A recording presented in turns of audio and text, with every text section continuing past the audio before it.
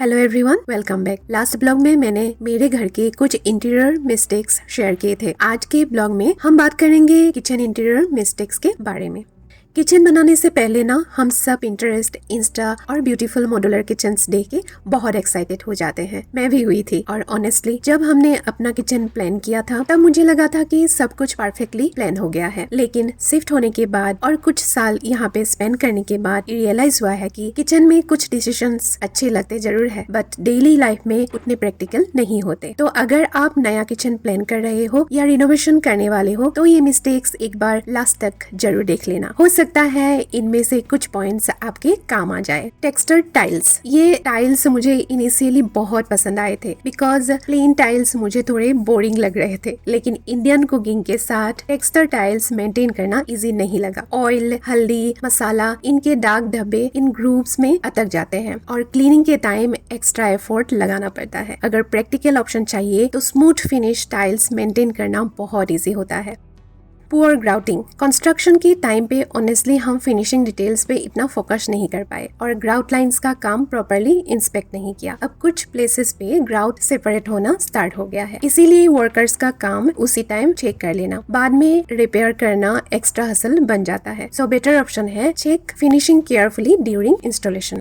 Open storage, open shelves photos and Pinterest images में बहुत ही प्रिटी लगते हैं, लेकिन रियल लाइफ में डस्ट और ग्रीस दोनों बहुत जल्दी कलेक्ट करते हैं और जितनी ज्यादा ओपन सर्फेसेस होगी उतनी ज्यादा क्लीनिंग करनी पड़ेगी। किचन में मुझे अब क्लोज्ड स्टोरेज ज्यादा प्रैक्टिकल लगता है। डिस्प्ले कैबिनेट के लिए ग्लास डोर्स बेस्ट ऑप्शन है, स्टाइलिश भी लगता है और मेंटेनेंस भी बहुत ईजी हो जाती है। बेटर ऑप्शन है क्लोज स्टोरेज या ग्लास डिस्प्ले कैबिनेट्स। अपर स्टोरेज स्पेस वेस्ट करना, किचन में स्टोरेज कभी एनफ नहीं लगता है, राइट? हमने कैबिनेट्स सीलिंग तक नहीं लिए और अब लगता है कि ऊपर का काफी स्पेस वेस्ट हो गया। एक्स्ट्रा स्टोरेज होता तो सीजनल आइटम्स, एक्स्ट्रा कंटेनर्स और rarely used appliances easily store हो जाते। किचन प्लानिंग के टाइम स्टोरेज को कभी अंडर एस्टिमेट मत करना। सो बेटर ऑप्शन है ceiling height cabinets. Under cabinet lights को ओवर इम्पोर्टेंस देना, किचन कैबिनेट्स के नीचे लाइट्स डेफिनेटली एस्थेटिक लगती है, लेकिन ऑनेस्टली आज लगता है कि ये कोई मस्ट हैव फीचर नहीं है और अगर लगवा ही रहे हो तो क्वालिटी प्रॉपर्ली चेक करना बहुत इंपॉर्टेंट है। चीप लाइट्स कुछ टाइम बाद डिम या अनइवन हो सकता है। मुझे पर्सनली अब लगता है कि रिचार्जेबल कैबिनेट लाइट्स भी काफी प्रैक्टिकल ऑप्शन है। ऑनलाइन बहुत अफोर्डेबल ऑप्शंस अवेलेबल है। सो बेटर ऑप्शंस है गुड क्वालिटी लाइट्स और rechargeable lights. Dark cabinets, honestly मुझे डार्क लोअर कैबिनेट्स एस्थेटिकली बहुत पसंद थे और देखने में भी अच्छे लगे, लेकिन प्रैक्टिकल साइड पे आए तो मेंटेनेंस थोड़ी डिफिकल्ट हो जाती है। फिंगरप्रिंट्स, डस्ट, ऑयल और वाटरमार्क्स सब बहुत जल्दी विजिबल हो जाती। अगर आज दोबारा किचन बनवाती तो शायद of white wooden finish choose करती। किचन ब्राइटर भी लगता और मेंटेनेंस भी कॉम्पैरेटिवली इजी होती। डार्क इंटीरियर, ये छोटी मिस्टेक लग सकती है बट डेली यूज में नोटिसेबल है। कैबिनेट के अंदर डार्क लेमिनेट होने की वजह से dark utensils, containers, kitchen tools ढूंढना थोड़ा डिफिकल्ट हो जाता है। मेनली ये आयरन कुकवेयर्स और कैबिनेट अंदर से और भी डार्क फील करता है। लाइट लेमिनेट्स ज्यादा क्लीन और प्रैक्टिकल लगता है। सो बेटर ऑप्शन है light interior laminate.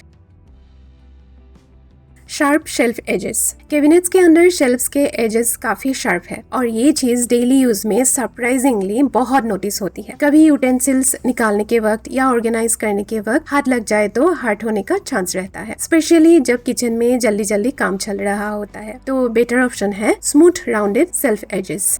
Wrong cabinet handles, ये पॉइंट बहुत लोग ओवरलुक कर देते हैं। हमने जो हैंडल्स चूज किए थे वो देखने में अच्छे लगते हैं, लेकिन बाद में रियलाइज हुए कि कैबिनेट डोर के अंदर बास्केट्स, होल्डर्स या ऑर्गेनाइजर्स लगाना डिफिकल्ट हो जाता है। आजकल डोर माउंटेड ऑर्गेनाइजर्स बहुत यूजफुल होते हैं, लेकिन हैंडल प्लेसमेंट की वजह से हम उसका प्रॉपर यूज नहीं कर पाए। सो बेटर ऑप्शन है ऑर्गेनाइजर फ्रेंडली हैंडल्स। सिंक के नीचे वाली कैबिनेट में हमने वेंटिलेशन के बारे में सोचा ही नहीं। बाद में मॉइस्चर ट्रैप होने लगा और डैम्प स्मेल भी फील होने लगी है। आप देख सकते हो कि प्रॉपर वेंटिलेशन ना होने की वजह से कैबिनेट डोर भी टाइम के साथ थोड़ा बेंड होना स्टार्ट हो गया है। सो बेटर ऑप्शन है air vents near sink cabinets.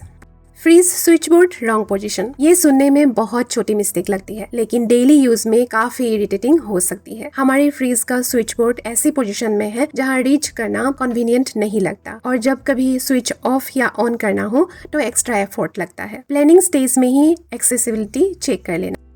Poor gas pipe planning, और मेरे हिसाब से ये सबसे इम्पोर्टेंट पॉइंट्स में से एक है। इंटीरियर स्टार्ट होने से पहले ही डिसाइड कर लेना कि गैस पाइप या फ्यूचर गैस कनेक्शन एग्जैक्टली कहाँ से आएगा। हमने डिजाइनर को बार बार बोला था कि पाइप विजिबल ना हो, लेकिन उस टाइम हमें बोला गया कि और कोई ऑप्शंस अवेलेबल नहीं है, और ग्रेनाइट में होल करने से वारंटी इश्यूज भी बताए गए। अब रिजल्ट ये है कि टाइल्स में होल करके पाइप कनेक्शन दिया गया। उस टाइम तो ठीक लगा, लेकिन बाद में जब गेल कनेक्शन आया तो ये पुराना कनेक्शन ऑलमोस्ट यूजलेस हो गया। अब ये देखने में भी ऑकवर्ड लगता है और क्लीनिंग करना भी डिफिकल्ट है। इसलिए गैस कनेक्शन प्लानिंग पहले ही कर लेना बहुत इंपॉर्टेंट है।